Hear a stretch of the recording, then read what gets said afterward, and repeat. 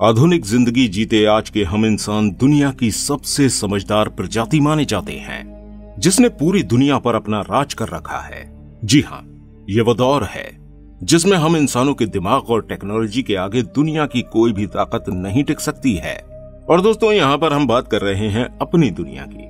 हो सकता है इस दुनिया के बाहर भी कोई ऐसी प्रजाति हो या फिर उससे भी ज्यादा पावरफुल दिमाग और टेक्निक रखती हो, लेकिन अगर अपनी दुनिया के बनने से लेकर आज तक का इतिहास हम देखेंगे तो हम पाएंगे कि पृथ्वी पर जीव के जन्म के साथ ही हुए क्रमिक विकास के दौरान सबसे ज्यादा जिस प्रजाति ने खुद को डेवलप और विकसित किया वो थी इंसानी प्रजाति।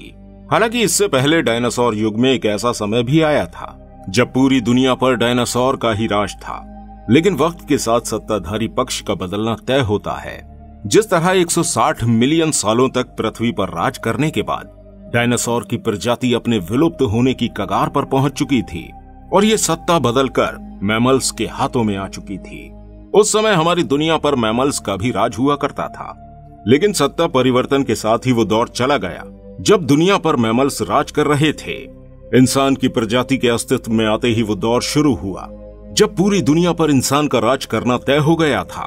पहले के इंसानों द्वारा अपनी बुद्धि के विकास को बढ़ाते हुए धीरे धीरे आज तक के आधुनिक युग का सफर तय किया गया और आज इंसान तकनीकी रूप से इतना सफल और विकसित हो चुका है कि उसकी पहुंच न सिर्फ अपनी दुनिया के हर कोने तक बल्कि दुनिया के बाहर अंतरिक्ष और दूसरे ग्रहों तक है।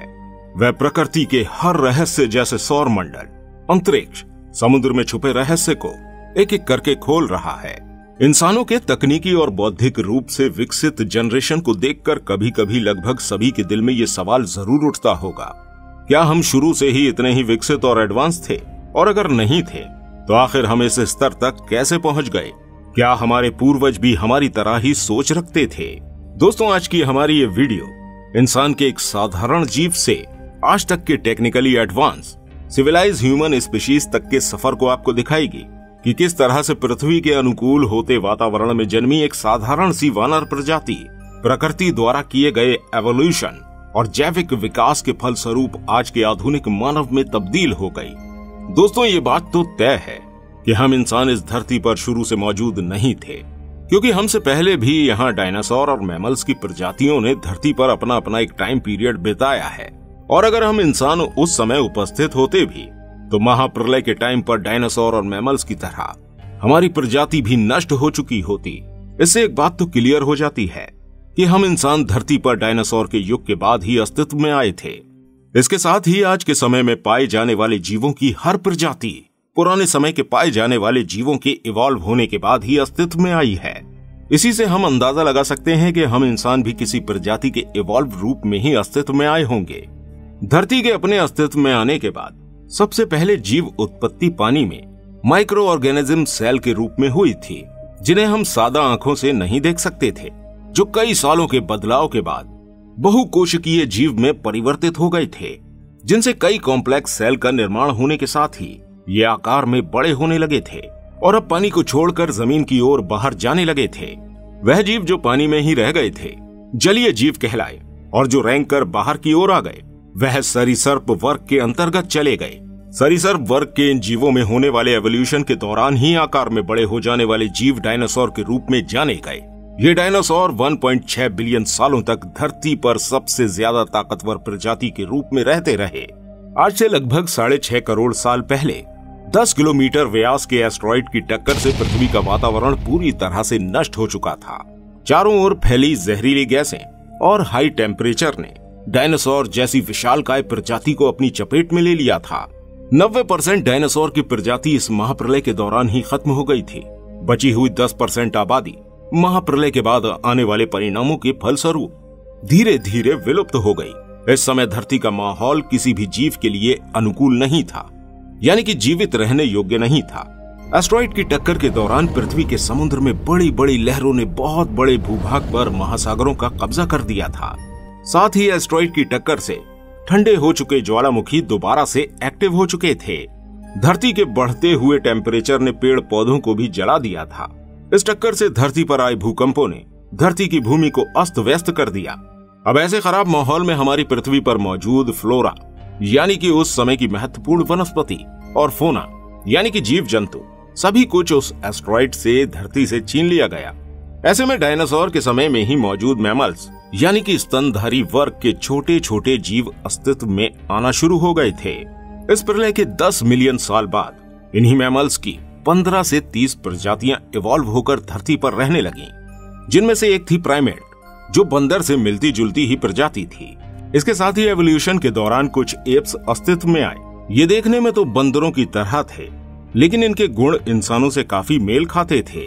इनका वजन लगभग 100 पाउंड होता था और ये इवॉल्व होकर चिंपैंजी के रूप में सामने आए, जो हमारे सबसे करीब के पूर्वज माने जाते हैं। इसके बाद आर्डिपिथेकस हमारे वो पूर्वज बने जिन्होंने 2 टांगों पर चलना सीख लिया था और इनके सर का साइज भी पहले के मुकाबले बड़ा था।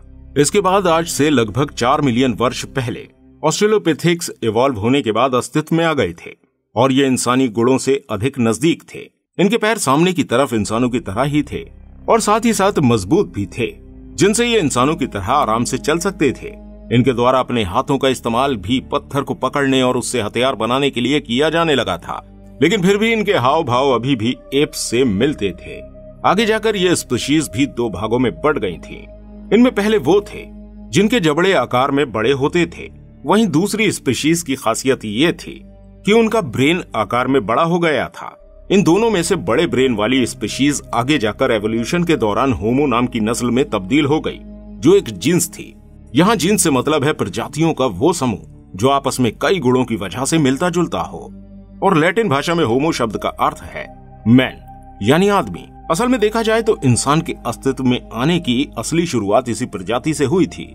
इस होमो जीन्स के सबसे पहले सदस्य बने थे होमो हैबिलिस, जिन्होंने पत्थरों का प्रयोग करना बहुत आराम से सीख लिया था। अपने हाथों से पत्थर का इस्तेमाल करने की वजह से ही इन्हें हैंडी मैन भी कहा जाता है। इसके बाद 1.9 मिलियन साल पहले आए थे होमो इरेक्ट्स, जो दिखने में आज के आधुनिक मानव की तरह थे। इनकी टांगे लंबी होती थीं और हाथ छोटे होते थे। साथ ही इनका ब्रेन साइज भी बड़ा था और ये पेड़ से उतरकर पूरी तरह जमीन पर आ चुके थे। अफ्रीका से निकलकर बाहर की ओर दुनिया के अन्य स्थानों पर फैल रहे थे। इस समय इनके अलग अलग स्थानों पर जाने के कारण ये बताना मुश्किल हो जाता है कि इनके बाद किस प्रजाति ने तब्दीली लेकर आधुनिक मानव का रूप लिया। आज से लगभग 2 लाख साल पहले हमारे पूर्वज होमो सेपियंस अपने अस्तित्व में आए। ये प्रजाति होमो जीन्स की ही प्रजाति से संबंधित है, जो अब तक की सभी प्रजातियों में सबसे ज्यादा क्रियाशील थे। इसके साथ साथ वो तेज दिमाग के भी थे, क्योंकि उनका ब्रेन साइज भी पहले के मुकाबले काफी विकसित हो चुका था। वहीं दूसरी ओर इनसे पहले वाली प्रजाति नियंदरथल्स कम क्रियाशील होने की वजह से धीरे धीरे धरती से गायब हो गए और केवल होमो सेपियंस इस धरती पर मौजूद वातावरण और जीव जंतुओं के साथ सामंजस्य बैठाने में कामयाब हो गए थे। अपनी तेज बुद्धि और क्रियाशीलता की वजह से उन्होंने इस धरती पर अपना प्रभुत्व स्थापित करना शुरू कर दिया था। अब उन्होंने जानवरों को खाने के साथ साथ हरी घास और सब्जियां भी खाना शुरू कर दी थी। इन्हीं होमो सेपियंस द्वारा पहिए का आविष्कार करने के बाद खेती की शुरुआत भी की गई और खेती की शुरुआत ने ही आज के मानव की नींव उस समय रख दी थी। इसके बाद पीढ़ी दर पीढ़ी विकास के पथ पर आगे बढ़ती गई होमो सेपियंस की प्रजाति ने फिर कभी भी पीछे मुड़कर नहीं देखा। इस होमो सेपियंस प्रजाति को हमारी धरती की प्रकृति का पूरी तरह सहयोग भी प्राप्त हुआ, क्योंकि शायद हमारी प्रकृति भी यही चाहती थी कि डायनासोर और मैमल्स के बाद अब होमो सेपियंस की प्रजाति ही इस धरती पर आने वाले समय राज करे। लेकिन दोस्तों, जैसा कि हम अपने पुराने इतिहास में देख चुके हैं कि निश्चित समय के बाद सत्ता परिवर्तन अवश्य होता है। मनुष्य द्वारा प्रकृति की हदों में हद से ज्यादा इंटरफेयर करना मनुष्य हित के लिए सही नहीं है। इसके परिणाम ये ना हो कि प्रकृति द्वारा फिर एक सत्ता परिवर्तन का दौर चलाया जाए, जिससे हमारी होमो सेपियंस की स्पीशीज के बदले किसी नई स्पीशीज को इस धरती की सत्ता और प्रकृति का आनंद लेने का अवसर मिले। तो दोस्तों, आप समझ ही गए होंगे कि दुनिया में हम जैसा पहला इंसान किस प्रजाति के रूप में आया था और हमारे इतिहासकारों द्वारा पूरे साक्ष्यों के आधार पर यह बात कही गई है और ये साक्ष्य हमें मिलते हैं हमारे पूर्वजों के मिले जीवाश्म से। जी हाँ दोस्तों, आज भी हमारे इतिहासकारों द्वारा समय समय पर करी गई विशेष स्थानों की खुदाई में हमारे पूर्वजों के जीवाश्म और उनके द्वारा उपयोग करे गए औजारों को देखने से हम उनके जीवन शैली का भी अंदाजा लगा सकते हैं। उम्मीद करते हैं दोस्तों आपको हमारी ये वीडियो पसंद आई होगी। वीडियो अगर आपको पसंद आई हो तो इस वीडियो को प्लीज लाइक जरूर कीजिएगा और शेयर कर दीजिएगा अपने सभी दोस्तों के साथ। मिलते हैं आपसे अगली वीडियो में, तब तक हमारे चैनल की और दूसरी वीडियो जरूर देखिएगा।